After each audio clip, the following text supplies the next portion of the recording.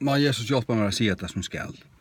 Hygg, kristendomeren ikke en annen disiplin. Hinduisme en disiplin. Bahai en disiplin. Og, ja, Mohammedanisme det en disiplin. Og ikke hva det Jeg får ikke skille på det. Men det som vi sier om kristendommen, det at kristendommen ikke en disiplin. Det ikke sånn at du teker et åka, nå teker du noe lift, nå skal du fære at gjøre hatta, nå nok vi har sånn, hatta blir til, vi kan ikke leve så. Vi må selge alt, og vi må, du vet, ta kviler ikke at hva du gjerst. Ta kviler da. Hva du øyer. Jesus okkara frels og patje. Han bjargar okkur en høld, vi høldar bjargai. Det en høldar patje. Og ta jeg sier disiplin, så mener jeg at kristendommen ikke en religion. Kristendommen sånn trygg, og det den øyneste sanna tryggven å gjør. Det kristendommen.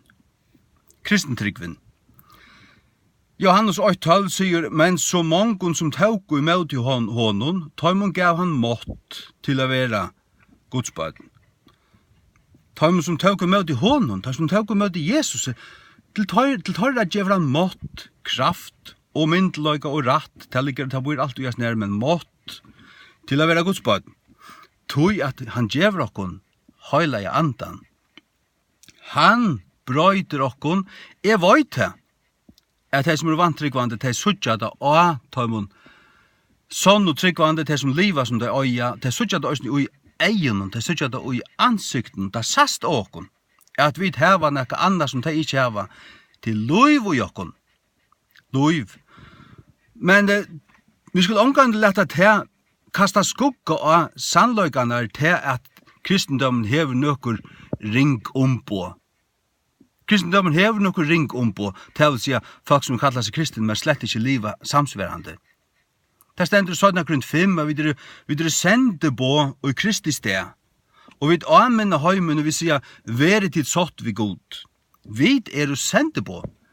Så vi ombå, og sender på ombå han som har sendt han. Lukka lette opp her, 100 minutter høyder. Og sender på ombord han som har sendt seg. Og vi ombord Krist. Vi sender på i Kristi sted. Og i Kristi sted. Ja. Og vi anmenna vekna god, du vet. Hans vekna. Anmenna heimen. Vere satt vi god. Særst du, i kristendommen det så at du først en høldar bjerging. Du først ikke bare nekra retningslinjer og på hvordan du kan pjøsse på det sjálvan. Nei, vi Jesus og Kristi, først du en høldar bjerging, så løs at hølden bjerga. Det stender til at alle heimeren ligger i vansko, og mannen at de faller ødelig sint. Det vil si at ødel manna atten som folk som dotten av skjegv, og de røyne halda seg oppe, og de dodjande. Eller de egentlig deg, men de vilja liva. Og hvis de gav verskon vana de til at de skulle kunne bjerga seg, det det som alle religiøsiteter Apropos disipliner, du sagt tibetanska munkar, nu har du tar i kloster, Sjalt tøyr skal jeg ut, jeg sa, nekvar rapporter om til tibetanske munkar som fullstendig skal jeg ut. Du tar klar ikke her. Og ingen av dem kan vi sånne klesterslevna i, og sånne bønnen og telja beder og ditten og datten og halda seg fra hæsen og djeva, og ingen av dem kan frelsa seg sjálvan vi tøy. Du tar føtter i sint. Tar sintar der. Du måste få en rensing innvendiga. Du måste få en andaliga transfusion. Du måste få en annan anda ute. Du ande tunne deir. Det han. Synden dreper. Du måst vaskast i Jesu blaue, og du måst få Guds ande ute. Tostan du, du finnes mått til å være Guds baden. Men sagt du, kristendommen så, og i mye hekk eit malaroi, og i nekkun husen i Brettlandet, det var The Gospel Ship. Det var som at, så var det vers skriva av alle sier så er det da, altså seglene av skipene, var det vers skriva, ja. Evangeliet var videre fiskemenn. Her kommer skipet, og vi fisker menn opp, og vi fisker. Hva gjør man vi fisk? Jo, man haler han ombord. Og ta i to frelst, så du kommet ur sjøvnen, og ombord av skipet som Ørsken, som Kristus, så du fast under foten, du bjergaver. Og du frelst, og du fettler, så detter du av dekkenen. Men du stadigvæk bjergaver. Men øydra fatla fra, hva sier man ta fatlen? Man tar dotten av dekkenen, og tar man låpen for bor atter. Men du i Kristi og frelstor, så du tør tryggur. Du gonger av dekkenen, du fast under foten. Du sier til at kristendommen en holdar patje. Han bjargar til her, du føler det innvendig. Frelstor, du vorsta. Og alt strøye til ivsteg.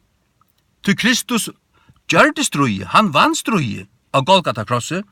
Han ser blå vaskar borstur tunna synd, og han gjevet her høyla andan ut ut brøst, og så hever du knappt kraft til a liv arvise. Du kraft til det, du har forstått ikke om det. Og høyla anden drøyvet til, han virka til ut der. Men du måst dagliga søkja han, dagliga bia, dagliga lesa Guds ord, så vi gjør. Og det gjør du så. Og snava du, ja, så fært du til Jesus. Og vi snava öll, dagliga og i ankron.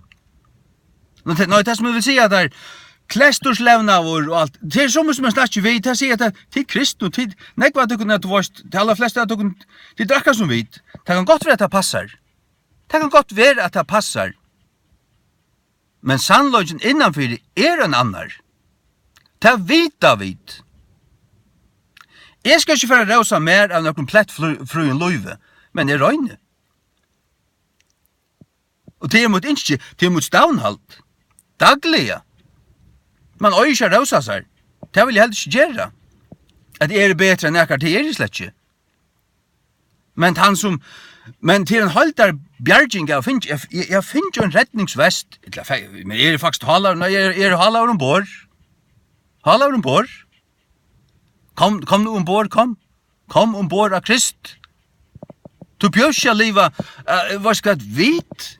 Vi har ikke færtelefon, vi har ikke bil, vi er ikke her, vi etter ikke så, og vi ditt og datten, vi djeva, og vi og du varst. Hva det her en religiøsiteter? Hatta bjergat der ikke. Ta du dørst, så skal du framfyrir god, og alla tunna synder som du nærkande har gjørst, til å være kjennligar. Og du ikke høylavor, så kommer du ikke inn i himmelen, og drar ikke middelsti, du får ikke helvete. Jeg kjetter av det, men man sier der da. Nei, du måst takke mot Jesus, takke mot høldar pakkanon, være rønnsavur, få av Guds ande ute, og kom ombord av skipet. Kom ombord av skipet, kom. Lät Jesus fiska til. Takke mot redningsvesten, takke mot bjerginga ringen nøyta, og kom til Jesus Krist, og Jesu navnet. Amen.